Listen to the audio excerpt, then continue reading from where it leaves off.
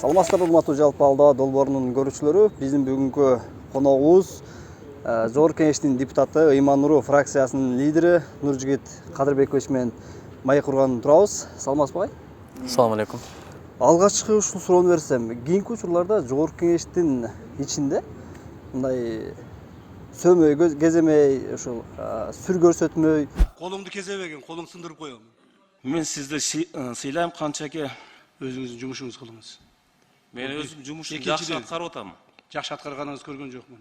Аға себеп болып білесіздер, жақында парламентте окуя болды. мындай көп учурлар каттап атат да. Буга сиздин пикириңиз кандай?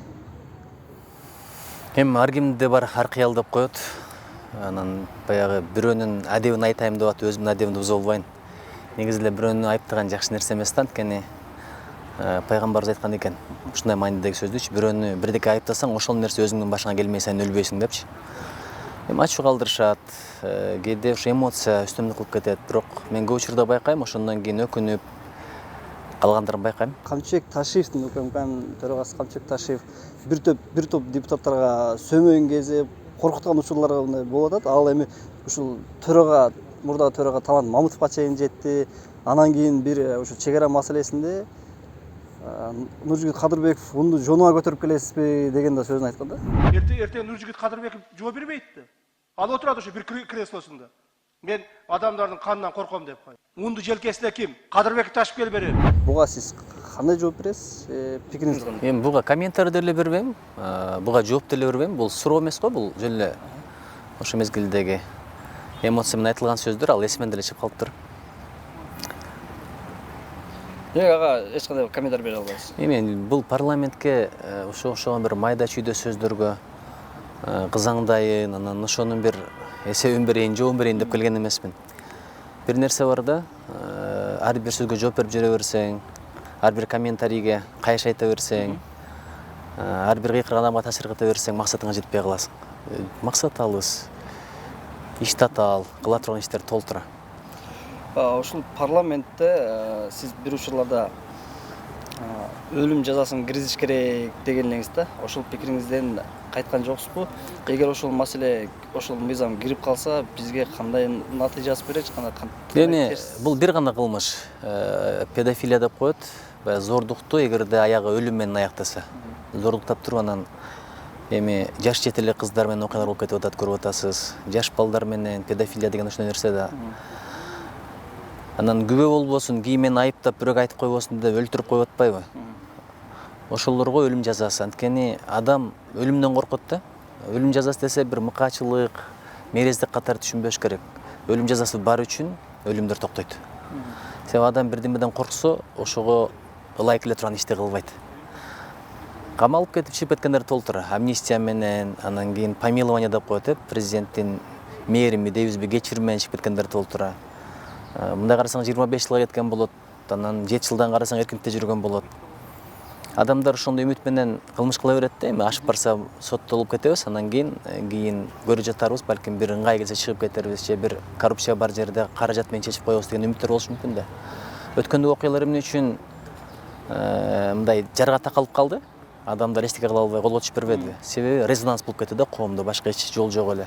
Бирок мындай резонанс болбой, дүң болбой, ошондой кылмыштар канча болуп атат. Алар болсо коррупция менен пара берип, же тигилерди коркутуп чечип коюшу мүмкүн да. Ошон үчүн өлүм жазасы бул керек, бирок бир гана кылмышка. Эгерде зордукту аягы өлтүрүү менен бүтсө. Анан ушул дагы эле парламенттин айланасында болсун. Кез менен ушул парламентте дин маселеси да көтөрүлүп келет. Ал мына ушул казино мыйзамын кабыл алганда көтөрүлгөн.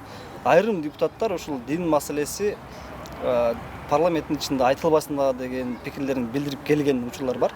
Буга сиз кандай карайсыз? Негизи ушундай айтылыш керекпи? Эми дин дегенде бул эми жанагы адеп ахлак, мындай ынтымакка чакырууда сөздөргө ушундай айтылып кетет да. Эми парламентте 90 депутат бар.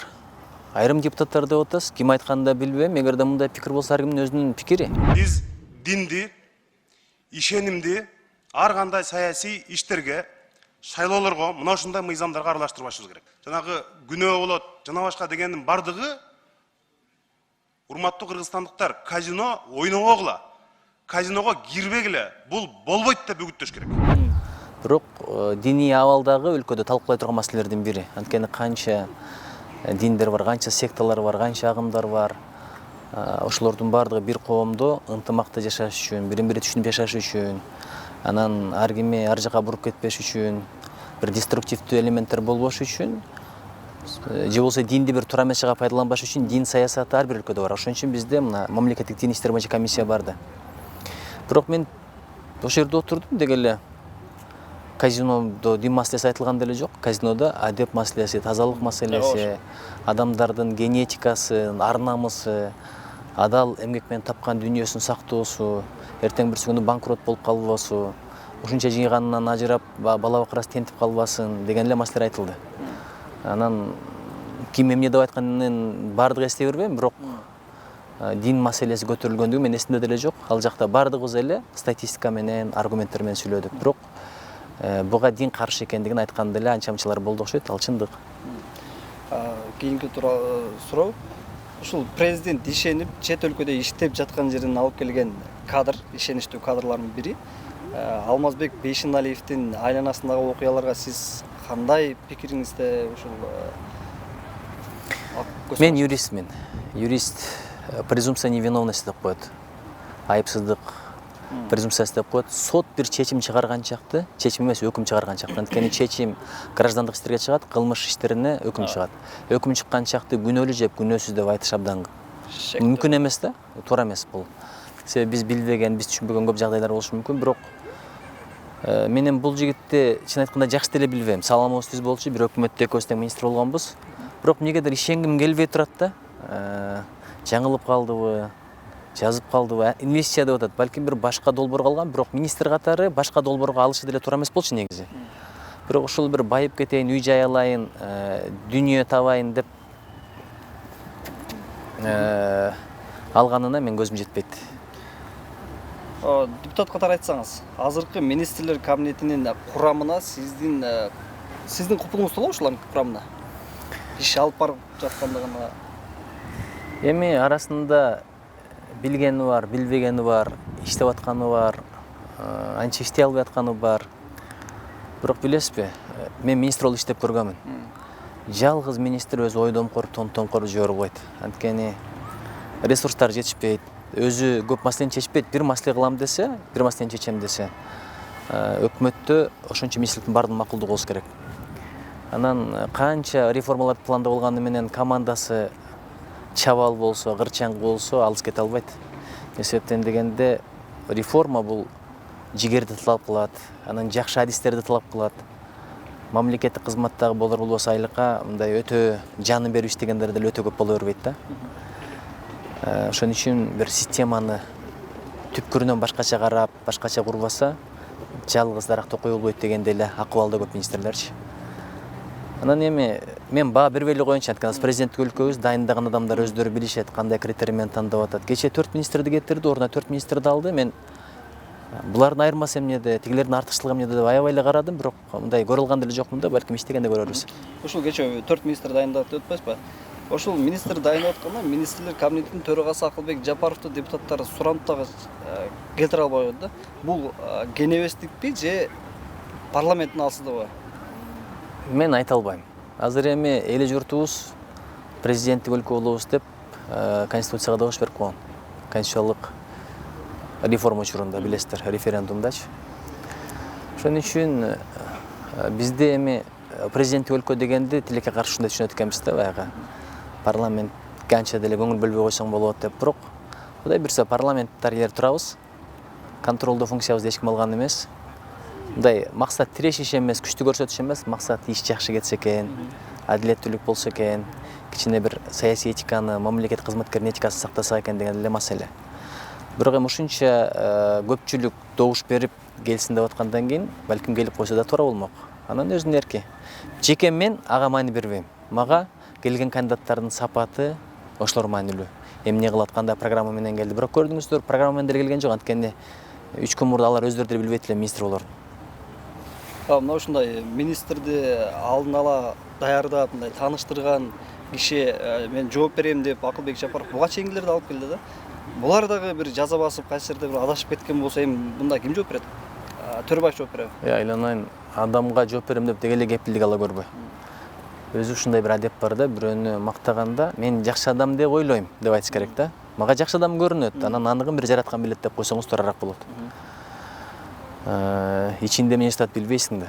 Адам аласы ичинде деп коет.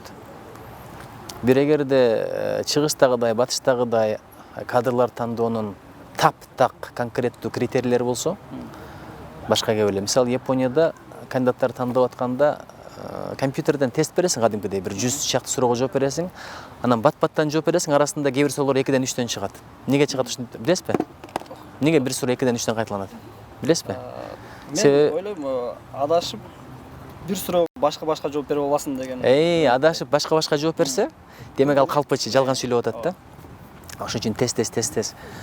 Ошондой бир механизмдер болсо башка кеп эле, анан бул жакта карап жакшы жигит эле же бирөө суранды эле, же менин оюмча ушул жакшы иштеп берет го деген менен мындай адам тандаш кыйын да. Ли Куаньюнун өзү системасы болгон мыкты кадрлар тандаш боюнча. Менимче, эгерде жакшы жанагындай мотивация болсо, эгерде келе турган болсоң, реформаңды жүзүгө ашырганга шарт түзүлөт, сен программаң менен кел, платформаң менен кел, айлык акың да жогору болот, канчалык жакшы иштесең ошончолук камсыздоо да жакшы болот дегендей бир жагдайлар болсо, балким мына эл аралык компанияларда, бейөкмөттүк уюмдарда тышта иштеп жүргөн биздин мекендештерде келип иштеп бермек да. Анан азыркыдай жагдайда мындай супер заманбап менеджерлерди чакырып келиш да өтө кыйын го дейм. Бул эми саясаттан сырткары суроо болсун. Сиз депутат болгонго чейин ушул бир адамдан бир китеп деген долбоор менен иштеп келдиңиз да. Азыркы учурда ошол долбоор кандай пайдасын берди? Жана жаштар китеп окубай калды дейт. Жаштар китеп окуш үчүн эмне кылыш керек? Эми сен өзүңдүн үйүңдө отуруп алып эле жаштар китеп окубай калды деп бүт жаштар үчүн жооп бербеш керек. Азыр коомдо айтылып жүрөт. Коом мен сен жөн айткан жок, негизи айтып атам да мен. Адамдарга айтып атам. Негизи коом бузулду деген адам балким өзү бузулган болушу мүмкүн деп айтат да. Биз эми аралап жүрөбүз. Чын-чынына келгенде мурда ошо бир адамдан бир китеп долбоору башталып электе биз барган мектептерде баягындай рекет, күчтүү спортсмен балдар авторитет болчу. Азыр мен аттарынан бери айтып берем, кайсыл мектепте кайсыл бала авторитет. Жылына 60, 80, 130 китеп окуган балдар чыкты да. Кыздар чыкты. Кадимкидей ошо китеп окуган жерлерден алтын сертификат алгандар көбөйдү. ОРТнын балынын деңгээли өстү. Анткени ОРТ деген бул жалаң эле Омдун законун же Пифагордун теоремасын сурай турган жер эмес, ой жүгүртүү менен экзамен тапшыра турган жер да. Ошон үчүн китеп бул адамдын ой чабытын кеңейтет, илим билимин кеңейтет, фантазиясы, демилгелери бул укмуш нерсе да. Ошон үчүн азыр китеп окуган жаштар аябай көбөйүп баратат. Кудайга шүгүр, башталышында бул иш-чарага адам топтош кыйын эле. Азыр айланайын батпай калат го. Бир 300 адам чакырсаң 700-800 келип, биз ыраазыбыз деп эшикке чейин тикелесинен тик туруп. Өткөндө мына мисалы биз Алайга бардык, китеп той өттү. Саат 5ке чакырышыптыр. Конокторду бизди саат 7ге чакырыптыр. Адамдар кечигип келет деп. Балекеткеби? Мен балекетке деп айтпайм, Кудайга шүгүр. 5ке эмес, 4:30 адамдар толук келип калды дейт да. Берки тойдун айырмасы да ошол. Илим тою, билим тоюнун талаптары, стандарттары да башкача болот. Өсүп атат демек, э? Чоң рахмат, Нуржигит Кадырбекович. Сиздер менен Жогорку Кеңештин депутаты, Иман Нуру фракциясынын лидери Нуржигит Кадырбеков агайыбыз болду. Саламатта туруңуздар. Бар болуңуздар, рахмат.